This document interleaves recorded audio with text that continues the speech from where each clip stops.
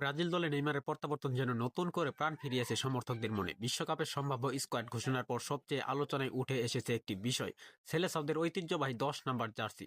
Football ইতিহাসে ব্রাজিলের এই 10 নম্বর শুধু একটি জার্সি নয়, এটা গৌরব, নেতৃত্ব আর কিংবদন্তির প্রতীক। একসময় এই জার্সি গায়ে মাঠ কাঁপিয়েছেন পেলে, জিকু, রোনালদিনহো এবং কাকা। সেই ধারাবাহিকতায় 2013 সালে প্রথমবার ব্রাজিলের 10 নম্বর জার্সি নিজের করে নেন নেইমার জুনিয়র। এরপর প্রায় এক দশক ধরে এই জার্সির সঙ্গে তার নামটাই হয়ে ওঠে অবিচ্ছেদ্য।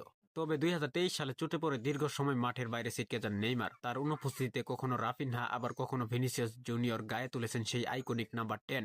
কিন্তু নেইমার দলে ফেরার পর আবারও শুরু হয়েছে আলোচনা, বিশ্বকাপে ব্রাজিলের 10 নম্বর জার্সি আসলে কার হবে। অনেক গুঞ্জন ছিল ভিনিসিয়াস জুনিয়র হয়তো এবার সেই জার্সির নতুন মালিক হতে যাচ্ছেন, কিন্তু সব জল্পনার অবসান ঘটিয়ে ভিনি নিজেই জানিয়ে দিয়েছেন 10 নম্বর জার্সির প্রকৃত দাবিদার নেইমার। এক সাক্ষাৎকারে তিনি বলেন, এই নাম্বারটা নেইমারের সঙ্গে সবচেয়ে বেশি মানায়। নিজের জন্য কোনো নির্দিষ্ট জার্সি নম্বর নিয়ে ভাবছেন না তিনি, দলের প্রয়োজনে যে কোনো জার্সি নম্বরে খেলতে প্রস্তুত।